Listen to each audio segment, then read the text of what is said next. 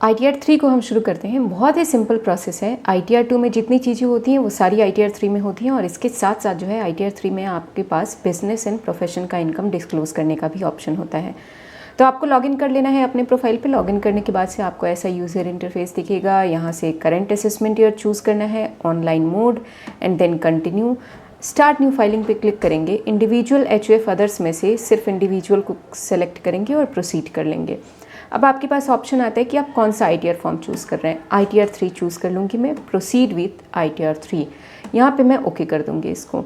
Let's get started. अब आपसे यहाँ रीज़न पूछा जा रहा है। मैंने सारे के सारे रीजंस जो हैं अपने ITR 1 वाली वीडियो में बहुत अच्छे से एक्सप्लेन किया हुआ है। यहाँ पे फ़िलहाल मैं सिर्फ अदर सेलेक्ट करके कंटिन्यू पे क्लिक कर देती हूँ।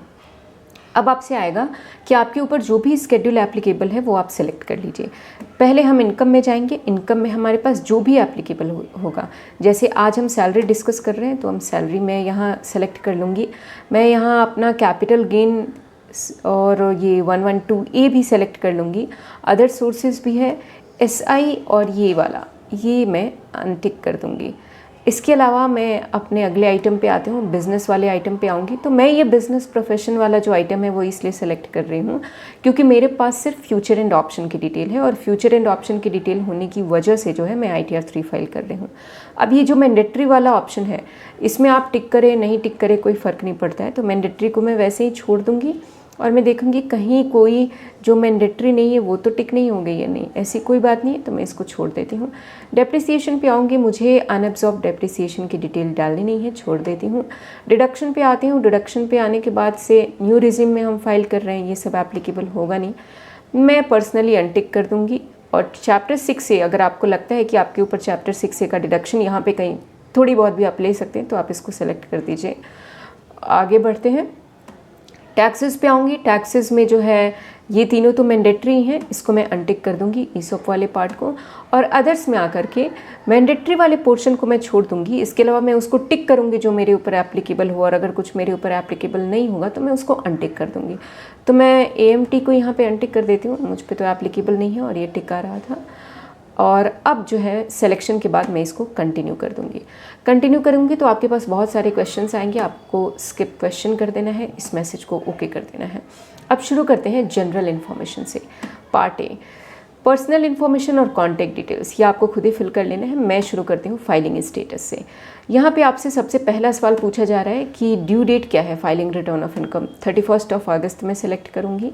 139(1) सेक्शन, इसको ऐसे ही रहने देना है। जब भी आप रिटर्न को जो है ड्यू डेट से पहले फाइल करते हैं तो वो 139(1) में जाता है। क्या आपके पास बिजनेस और प्रोफेशन की इनकम है? येस, क्योंकि मैं फ्यूचर एंड ऑप्शन इनकम जो है वो मेरा बिजनेस प्रोफेशन इनकम होता है, तो मैं इसको येस कर दूंगी। फिर यहाँ पे आपसे पूछा जा रहा है कि आपने पीछे के सालों में फॉर्म 10IEA ये वाला फॉर्म जो है ये फिल करके जो है आप न्यू रिजिम से ओल्ड रिजिम में गए हैं? नहीं, मैं नहीं गई हूँ, तो मैं इसको नो सेलेक्ट करूँगी। क्या आप इस साल के लिए, क्या आप 10IEA फिल करके क्या आप इस साल के लिए करंट असेसमेंट ईयर के लिए आपने ओल्ड रिजिम चूज़ किया है? नहीं, मैंने ये भी नहीं किया है, तो मैं नो सेलेक्ट कर दूँगी। अब आगे बढ़ते हैं। नेक्स्ट आपसे क्वेश्चन ये है कि आपका रेसिडेंशियल स्टेटस क्या है। मैं बोलूँगी मैं रेसिडेंट हूँ। मैं क्यों रेसिडेंट हूँ? क्योंकि मैं ये 182 डेज़ वाली क्लॉज की वजह से रेसिडेंट हूँ, मैं इसको सेलेक्ट कर दूँगी। 115H नहीं, डायरेक्टर इन अ फर्म नहीं, पार्टनर नहीं, अनलिस्टेड इक्विटी शेयर्स भी नहीं। वैसे ये पर्सन स्पेसिफिक है, अगर आपके पास है तो आप ये इसको सेलेक्ट कर लीजिए। फिलहाल मेरी इस रिटर्न में जो है ऐसी चीज़ें नहीं है। FPI भी नहीं कर दूँगी। अब ये करने के बाद से ऑडिट इन्फॉर्मेशन पे आते हैं। यहाँ पे आपसे पूछा जा रहा है कि क्या जो है आप लायबल हैं बुक्स ऑफ अकाउंट मेंटेन करने के लिए। मैं नो करूँगी। अगर आपका जो टर्नओवर है वो 2.5 लाख रुपए से ज़्यादा है बिज़नेस का टर्नओवर, तो आप लायबल हैं। तो फिर आपको यहाँ पे ये सेलेक्ट करना पड़ेगा और फिर आपको अपना PNL अकाउंट और बैलेंस शीट वगैरह सब बनाना पड़ेगा, सारी डिटेल डालनी पड़ेगी। बट मेरे साथ यहाँ पे अभी फ़िलहाल ऐसी केस नहीं है, तो मैं नो करती हूँ। क्या मैं प्रिजम्पटिव बेसिस पे कोई इनकम डिक्लेयर करने वाली हूँ इन सेक्शन में AD, ADA एक्सेट्रा? मैं नहीं सेलेक्ट कर रही हूँ। और मेरा जो टोटल सेल्स या टर्नओवर जो है वो अप टू ₹1 करोड़ है, तो मैं ये सेलेक्ट करूँगी। Are you liable to audit under section 44AB? Obviously no, क्योंकि अगर यहाँ पे येस होता तो आप ये रिटर्न फॉर्म नहीं फाइल कर रहे होते, या आपका CA फाइल कर रहा होता। Then we have nature of business. Nature of business में हमें यहाँ ऐड करना पड़ेगा। कोड सेलेक्ट करेंगे, स्क्रॉल करके जो है नीचे आ जाएंगे, सिंपली नथिंग एल्स। यहाँ पे आपको फ्यूचर ऑप्शन दिखेगा, यहाँ पे आप सिलेक्ट कर देंगे। मैं अपना नाम डाल देती हूँ श्रुति, डिस्क्रिप्शन डालने की ज़रूरत है नहीं तो मैं यहाँ पे सेव कर दूँगी। बैंक डिटेल आपको अपनी बैंक डिटेल डाल देनी है और फिर इसको जो है कंफर्म कर देना है। हमारा जनरल इन्फॉर्मेशन जो है वो फिल हो गया है। अब अपने अगली क्लॉज पे आते हैं। अगली क्लॉज पे मैं जाऊंगी, मेरे पास सैलरी है, बैलेंस शीट है, बहुत सारी चीज़ें दिख रही हैं, बट शुरुआत करते हैं ट्रेडिंग अकाउंट से। यहाँ पे आपका जाता है आपका फ्यूचर एंड ऑप्शन का टर्नओवर। ट्रेडिंग अकाउंट में सिंपली स्क्रॉल करके नीचे आएंगे। अगर आप नीचे आएंगे तो यहाँ पे दिखेगा आपको इंट्रा डे ट्रेडिंग और दूसरा आपको यहाँ पे दिखेगा फ्यूचर एंड ऑप्शन ट्रेडिंग। तो मेरे पास फ्यूचर एंड ऑप्शन है तो मैं फ्यूचर एंड ऑप्शन को जो है मैं आपको अपनी क्लाइंट की एक शीट दिखाती हूँ, वहाँ से आपको अच्छे से एक्सप्लेन करती हूँ। तो मेरे पास जो टर्नओवर है वो 61,159 है और जो मेरा रियलाइज्ड पीएनएल है वो 11,596, बट ये लॉस में है। इसके साथ साथ हमारे पास यहाँ पे कुछ चार्जेस दिख रहे हैं। इन्हीं डिटेल को हमें फिल करना है। अगर आप चाहें तो आप इसको, अगर समझ में नहीं आ रहा हो तो बिल्कुल छोड़ सकते हैं, बट ये समराइज डिटेल से आप अपना रिटर्न आराम से फिल कर सकते हैं। सिर्फ 3 चीज़ें हमें चाहिए, एक आपको टर्नओवर चाहिए 61,000 का, एक आपको रियलाइज्ड पीएनएल चाहिए 11,596 का और आपको ये चार्जेस चाहिए। वापस चलते हैं अपने रिटर्न पे। रिटर्न पे मैं वापस आऊँ तो यहाँ पे मुझे दिख रहा है कि यहाँ पे turnover from future and option trading डालना है। तो यहाँ पे मैं 61,159 डाल दूँगी। आपके पास जो भी टर्नओवर हो डाल सकते हैं। Income from future and option डालना है। मेरे पास 11,000 का लॉस आ रहा था तो मैं सिंपली इसको माइनस डालूंगी और माइनस डालने के बाद से मैं अपना 11,000 का लॉस बुक कर दूंगी और इसको यहाँ पे कंफर्म कर सकती हूँ।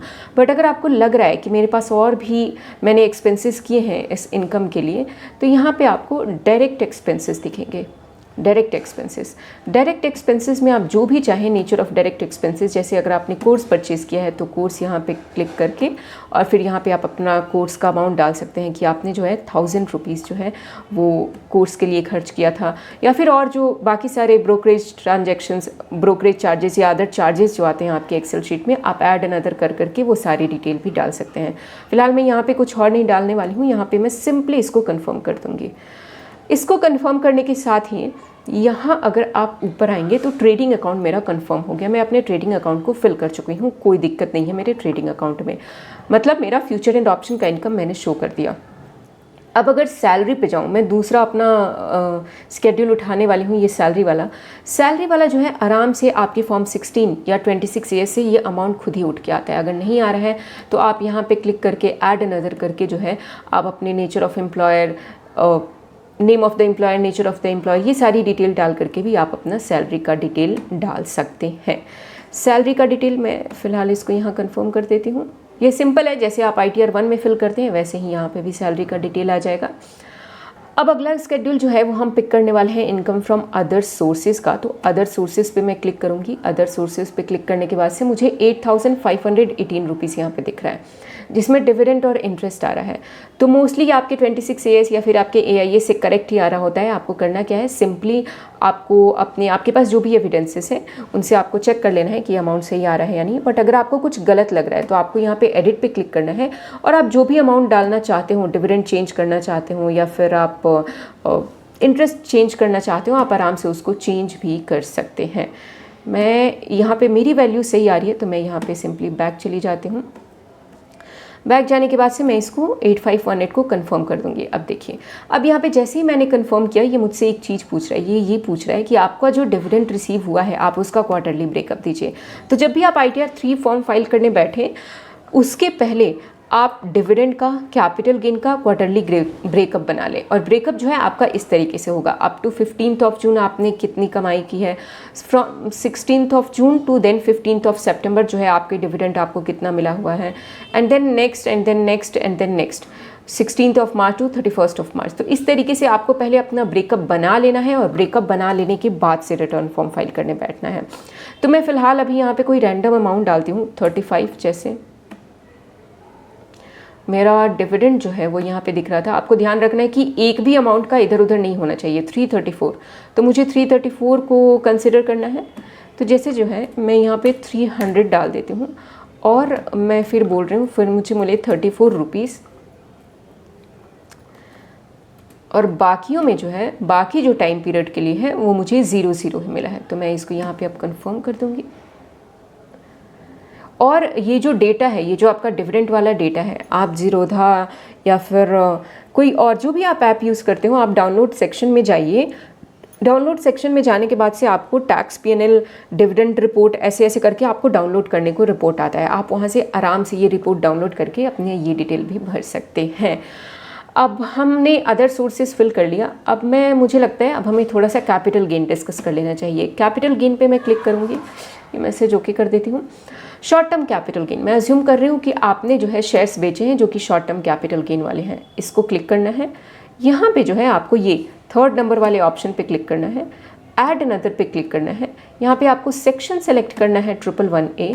111A सेलेक्ट करने के बाद से, और ये भी जो है आप अपने रिपोर्ट में आसानी से निकाल सकते हैं और आपका कंसोलिडेटेड फिगर दिया होगा। मैं मान रही हूँ कि मैंने 20,000 रुपये का शॉर्ट टर्म, मेरी जो रेवेन्यू थी, मेरा जो कंसिड्रेशन था, फुल वैल्यू ऑफ कंसिड्रेशन, वो मेरा 20,000 रुपीज़ का था। और जो मेरी कॉस्ट ऑफ एक्विजिशन थी वो मेरी 15,000 रुपये की थी। इंडेक्सेशन कुछ हुआ नहीं, और एक्सपेंडिचर में मान लेती हूँ कि चलो ये भी जो है मेरा 500 रुपये का था। तो मेरा जो है कैपिटल गेन खुद ही 4500 का निकल के आ गया, शॉर्ट टर्म कैपिटल गेन। इसको मुझे सेव कर देना है, सिंपली सेव कर देना है। और इस तरीके से आपने अपने शेयर्स और सिक्योरिटीज़ वाले शॉर्ट टर्म कैपिटल गेन जो है फिल कर लिए। यहाँ पे मैं इसको अब कंफर्म कर दूँगी। और अब कंफर्म करने के बाद से आते हैं हम 112A वाले कैपिटल गेन पे, मतलब लॉन्ग टर्म कैपिटल गेन। आपने शेयर्स और सिक्योरिटीज़ तो बेचे हैं, बट उस पर आपको लॉन्ग टर्म कैपिटल गेन हुआ है। तो ये 112A वाले स्केड्यूल पे क्लिक करने के बाद से यहाँ ऐड अनदर पे क्लिक करेंगे। ऐड अनदर पे क्लिक करने के बाद से यहाँ आपसे पूछेगा कि ये जो आपने यूनिट, जो आपने शेयर्स बेचे हैं, उनको आपने कब खरीदा था, बिफोर 31 जनवरी 2018 या आफ्टर 31 जनवरी। अगर मैं आफ्टर पे क्लिक करूँ तो आप अगर यहाँ पे नीचे आके देखें तो यहाँ पे आपको दिख रहा होगा कि पूरा फुल वैल्यू ऑफ कंसिडरेशन डालो। जैसे मैंने 5 लाख रुपए डाल दिए, उसके बाद से आप अपना कॉस्ट ऑफ एक्विजिशन डालो। मैं 2 लाख रुपए डाल देती हूँ,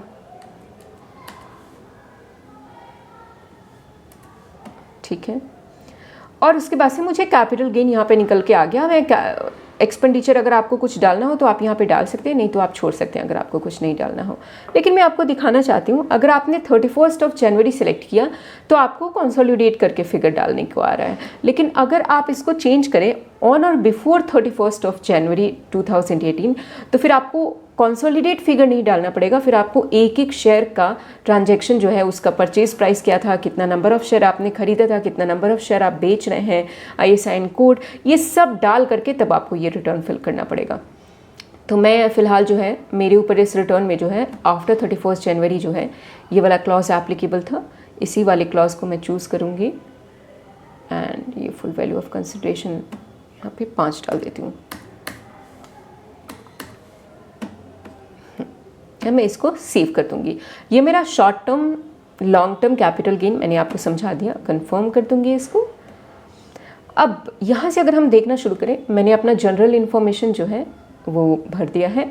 ट्रेडिंग अकाउंट जिसमें हमने अपना फ्यूचर एंड ऑप्शन डाला था वो भी फिल कर दिया है।